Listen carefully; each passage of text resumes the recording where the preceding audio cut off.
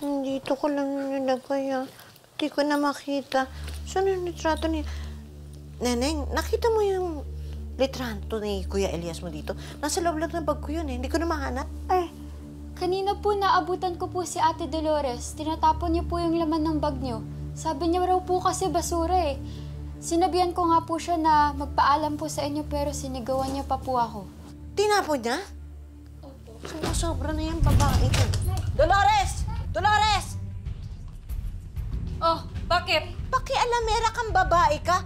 Alam ko, kinuha mo yung litrato ng anak ko, si Elias. Tinapon mo sa basurahan. Asa na? Ayun ba? Oh, tinapon ko na. Sinunog. Eh, para bawas basura dito sa bahay. Sinunog mo?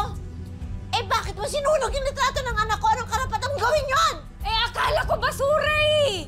Eh, ang basura, sinusunog, tinatapon. Sana naging basura na lang din kayo, no?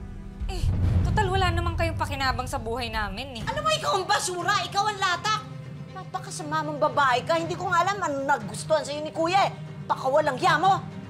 Kayo yung mga walang hiya! Nakikitira na nga kayo dito eh! Mga pabigat kayo dito! Mga palamunin!